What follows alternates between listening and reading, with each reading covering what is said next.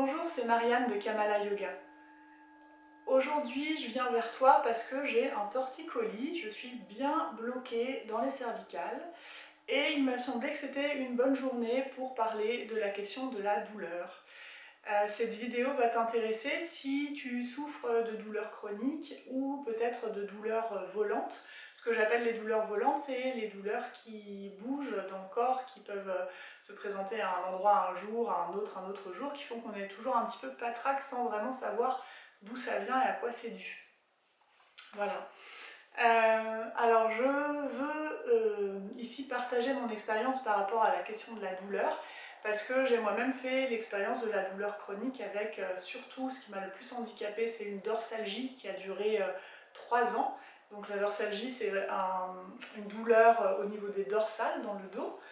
Et dans mon cas, ça m'a vraiment pas mal handicapée, réduit dans mes mouvements. Et ce pendant 3 ans, malgré toutes les thérapies que j'ai pu faire à cette période-là. Et puis plus tard dans ma vie, j'ai eu de nouveau un épisode comme ça chronique avec une lombalgie cette fois, donc une douleur placée dans les lombaires qui elle est restée une petite année. C'était déjà mieux. Donc ce que je peux dire déjà par rapport à mon expérience, c'est que la pratique du yoga m'a beaucoup aidée à soulager la douleur, pas forcément à la faire passer, mais en tout cas à rendre ma vie supportable pendant ces épisodes. Et dans ce cadre-là, si ça t'intéresse, je te renvoie à la petite formation que je propose en ligne qui s'appelle Défi Yoga pour le dos, où tu pourras trouver un certain nombre de vidéos pour soulager les douleurs du dos, dans les lombaires, dans les dorsales, dans les cervicales, et pouvoir fonctionner au quotidien en ayant moins mal. Ensuite, ce que je voulais partager par rapport à ça, c'est un peu poser une réflexion générale sur qu'est-ce que c'est la douleur. La douleur, en fait, c'est un langage du corps. Enfin, le corps a beaucoup d'outils pour communiquer, et la douleur, c'est un de ces outils. Donc, bien sûr, elle vient nous prévenir quand quelque chose ne va pas. Alors que ce soit pour une douleur qui est très facilement expliquée, comme de mettre la main sur le feu par exemple, ça ne va pas, il faut retirer la main. Mais de la même manière, quand on a une douleur inexpliquée ou une douleur chronique, qui en principe devrait passer mais ne passe pas, c'est aussi qu'il y a quelque part quelque chose qui ne va pas, et notre corps nous le dit et nous le répète pour nous inviter à nous poser des questions, à trouver des solutions. Voilà. En tout cas, c'est comme ça que moi je le vois et c'est comme ça que je le vis.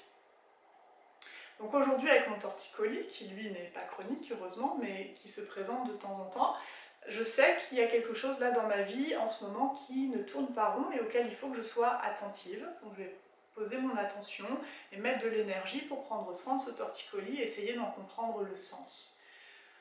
Comment je fais et qu'est-ce qui marche pour moi? Alors d'abord, c'est le fait de bouger, de pratiquer le yoga pour que d'un point de vue musculaire, d'un point de vue physique, l'énergie puisse circuler, ça fait beaucoup de bien. Bien sûr, continuer avec les thérapies que chacun connaît et qui sont utiles pour lui. Mais ce que je fais aussi, c'est de vraiment me mettre à l'écoute de mon corps. Alors je pratique par moments des méditations qui ne sont pas forcément très longues, mais où je vais me centrer et venir m'immerger dans la douleur. Donc ça veut dire que pendant quelques instants, je la laisse vraiment s'exprimer, ce qui est un petit peu contraire à ce qu'on a l'habitude de faire, parce qu'en général, comme elle nous empêche de fonctionner, on essaye de la faire taire, on essaye de ne pas la sentir. Là, c'est le principe inverse, c'est vraiment de la laisser s'exprimer pleinement et de plonger dedans.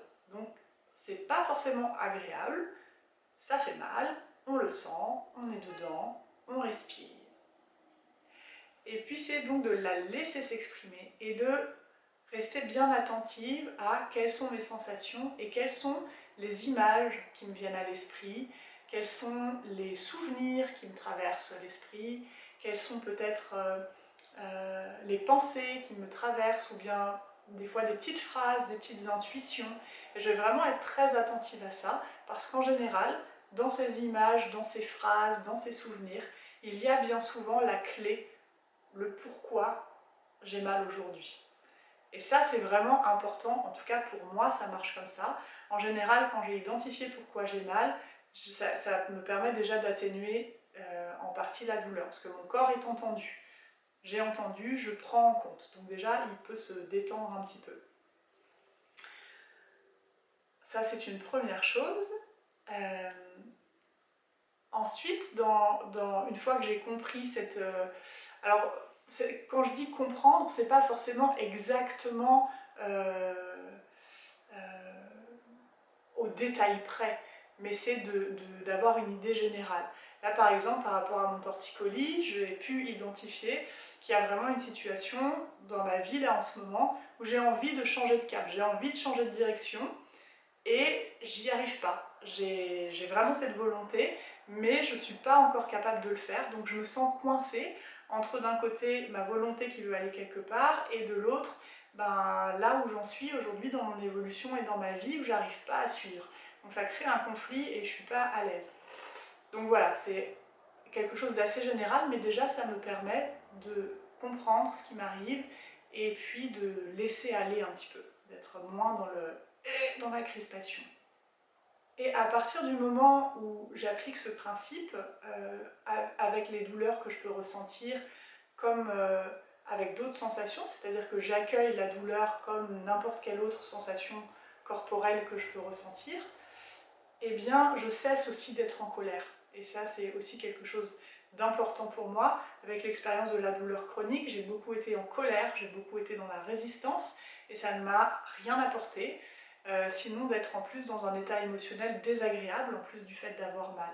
Donc là, le fait d'écouter, le fait d'entendre, pas toujours de comprendre, mais en tout cas d'entendre, de prendre en considération, eh bien ça me permet d'être dans la gratitude, de ressentir de la gratitude pour mon corps et pour cette douleur que je considère plus seulement comme un perturbateur. Oui, ça me perturbe dans mon quotidien, c'est vrai, mais c'est aussi un signal, c'est une tentative de communiquer avec moi, c'est une volonté de me faire avancer.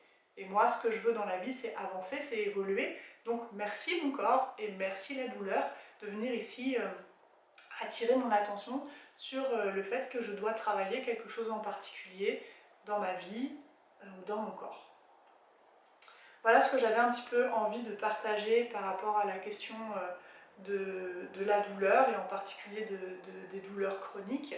Si ce que je dis là t'intéresse, je t'invite à aller voir le défi yoga pour le dos, dont tu trouveras un lien pour t'inscrire et pour mieux découvrir la formation sur mon site internet. Et puis peut-être à t'inscrire à ma newsletter pour pouvoir recevoir les infos concernant des stages, des cours en lien avec la douleur et en particulier les douleurs liées au dos. Voilà ce que j'avais à vous partager pour aujourd'hui. N'hésitez pas à partager votre expérience dans les commentaires, à poser des questions si vous en avez. J'espère que ça vous sera utile. Je vous souhaite une belle journée et puis je vais prendre soin de mon cou. À bientôt.